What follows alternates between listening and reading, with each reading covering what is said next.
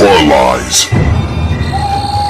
Hey guys, Rob from Georgia here with you. I'm your Wednesday evening host here at BodyBags. It is week 397. The new trailer dropped for Spiral, and of course, Chris Rock, he pretty much conceived this whole genesis, this idea for this new sort of offshoot of the Saw franchise. Not sure completely clear exactly what the game plan is, but I think it's a bit removed from the franchise means of trying to maybe not reboot, but pick it back up and move it forward, but in a much different way.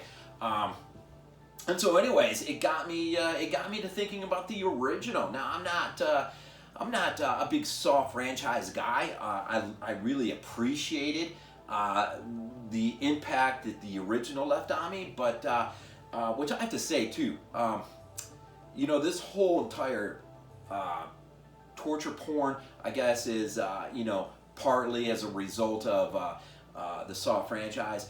The original film does not deserve to be really part of that sort of stigma. You call it a stigma. It really is. Revisiting this last night, man, I was reminded this isn't terribly that much different than another movie that we all know, of course, Seven, with Brad Pitt and Morgan Freeman. It's about 10 years removed from that film.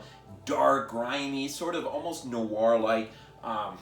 But James Wan he directs this, and he did not direct, to my best knowledge, he did not direct another entry in the entire franchise. It was just the first one. And the movie does really stand apart from the rest of the films that would come after it. It is an original film that can be treated like an original film and revisited as a standalone. It works. Even last night I found much of it some of it that I sort of slipped my mind, forgot. Of course, how can you forget the ending, right? And I'm not even going to go there. But I will say this, the ending didn't quite have the same impact. Of course, an end like Saw, and Dead Silence as well, James' other film, which also has a very intriguing end. The beautiful part about those endings, and man, they're just freaking awesome to experience the first, maybe even second time. But once you've experienced it, it sort of loses some of that gut punch. But it is still a fantastic ending. And I have to say a little bit about the editing job, man. For anyone who possibly has never seen the original Saw, basically the basic idea is here, you open up with two guys, Adam and Dr. Gordon, who's an oncologist, deals with cancer. These two guys, seemingly randomly, but not, they find themselves in this room that is I think it's under the city somewhere. I mean, it's in a place that no one's been at for quite a while, and just run down freaking crap hole. It's a bathroom, and it's just a crap hole. But they're both on the opposite sides of the room, chained respectively to pipings. And there's a corpse in the middle of the room who's holding on to a tape recorder. His head wound, there's blood all in the middle. Looks like he's already been there a while, dead. And but the two, once they sort of collect their bearings, their senses, and they start to, think and reason their way through, how did they get there? And at least initially, there's absolutely no connection. But I'm going to say, and then from there, the movie relies a lot on flashbacks to look back as you're moving forward. And basically, Dr. Gordon has been, he has a tape cassette, a tape that's left in his pocket, and it basically tells him, you got like 6 hours to kill this other dude, or your wife and your daughter are going to die. And Adam, the other kid on the other side, is basically just told, find a way to escape. There is a pretty interesting, you always forget about, there is an interesting foreshadow in terms of that right at the beginning. That is pretty funny. But not really funny, but it is when you kind of sit back and look out, and then you just think, well, yeah. So anyways, I'm sure a lot of you have seen this, and I'm not going to try to spoil it just in case. But these two guys are stuck there, and they both have different set of directions. But the guy behind, we do know, is Jigsaw.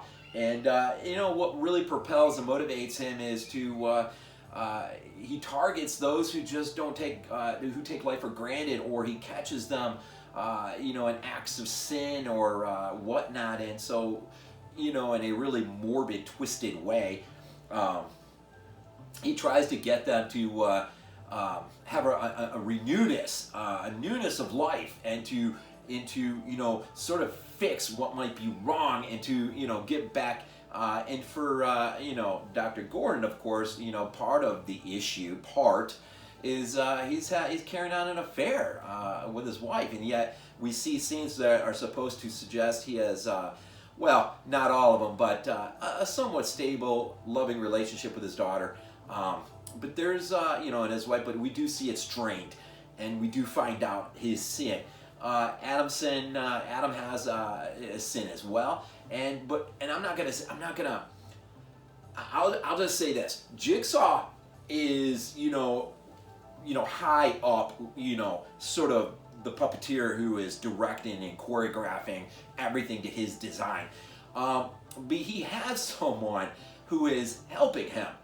And you think that this person is just there as a help for various reasons, but then it's weird to decide exactly where the real twist is. Now, obviously, in the closing moments of the film, that is a tremendous, tremendous twist that will unfold, for Dr. Gordon and for Adam.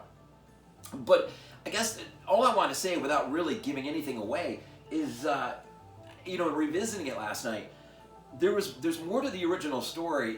The depth, it's a little bit deeper than I remembered it being. And maybe having some time and not having watched it a million times, but being inspired by Spiral. And, looking back and revisiting it, just by myself last night in the late of the night in the dark room, give me a chance to really reflect and think. And, it really did still hold a few surprises for me. Things that I somewhat remembered, but things that I didn't. And, it was really, I think my appreciation level for the first film really grew last night. James Wan really did a phenomenal job. The editing is unreal, especially when you just consider how many moving parts in the scenario there are. And there are quite a few moving parts. The biggest gripe a lot of people bring to the table is, of course, the guy who plays Dr. Gordon. A bit over the top, it just sort of... It's what he was being called to do, I think, was a little bit beyond what he was capable of delivering. The kid who plays Adam, Leigh Whannell, who also had his hand in the script, did much better carrying his side of things in the room. But maybe the big surprise for me was just revisiting and being reminded how much of a role Danny Glover had. I thought his role as a cop, as a detective, he's on the case of Jigsaw, and something will happen that will cause him to be removed from the case, but that doesn't stop. He continues on, and it basically just dedicates the rest of his existence to uncovering this Jigsaw character, whom he still thinks Dr. Gordon, and there's a little bit more to this the subtext underneath it all, but he really does believe that Dr. Gordon has some hand, if not the killer, in this. And so a lot of people, a lot of moving parts, a lot of surprises that will come the way to a lot of these characters who they can't quite ever completely get their minds wrapped around the whole picture. There's too many moving parts. And, and so I thought, in terms of the writing, it was balanced. It was really balanced well. And, and if there's another movie even anywhere close to this, 10 years earlier, it's got to be 7. And I've read where, there's instances where perhaps James Wan was maybe influenced by even the likes of Argento, set pieces mostly. There's one involving an after the effect, this scene involving a room full of razor wire that calls back to Suspira. Some have even mentioned that the original puppet perhaps harkened back to Argento's Deep Red. there's always going to be influences. How these directors handle those influences is quite another. And I didn't, think to myself when I was watching it last night, holy crap, Suspire. I just didn't think about that. I just thought, holy crap, this guy what he attempted to get through and failed miserably, which is not a spoiler by any stretch. It's just, you learn over the course, you learn what has happened to other people, and you sort of see the after effect of their predicament, having not succeeded.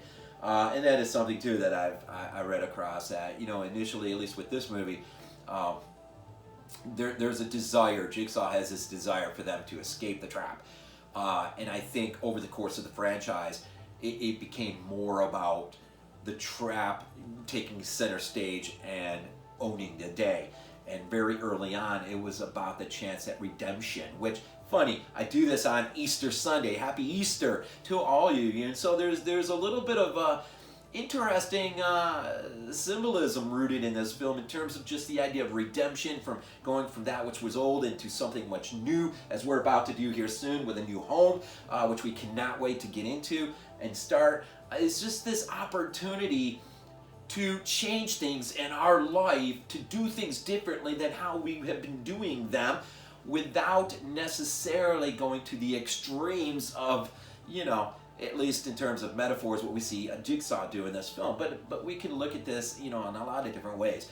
There's always opportunities to change the way we do things, and too often we allow ourselves to get caught up in life, I think, and we just choose not to.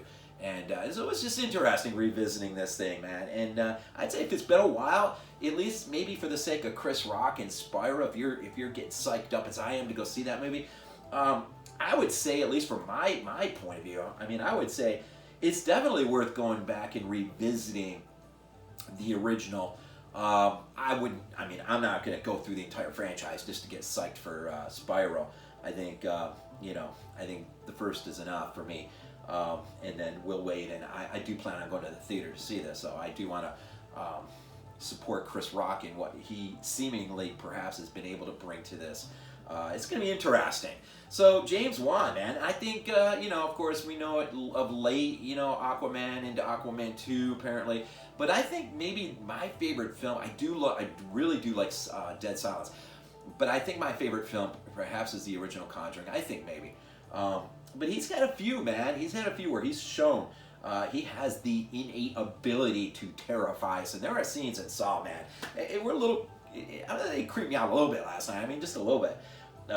It was hard for me to remember every single inch of this film. It's been so long. And I just got this. Going into my collection, well, it will be in there once everything goes back up at the new house. It'll go in there, right? And so, Saw, what'd you think, man? What did you think of the original, apart from the rest of the franchise, or apart? Drop a comment. Tell me what you think. Are you psyched to see Spyro? I am.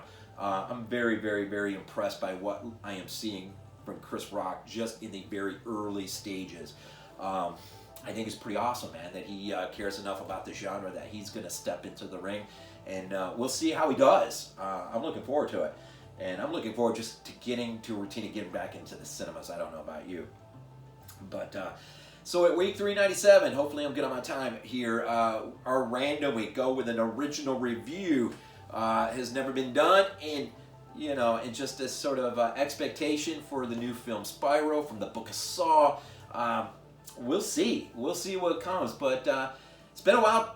Take another gander at it, and of course look forward to the weeks ahead. As I said, next week 96, all films from 1996, and of course as we race towards week 400,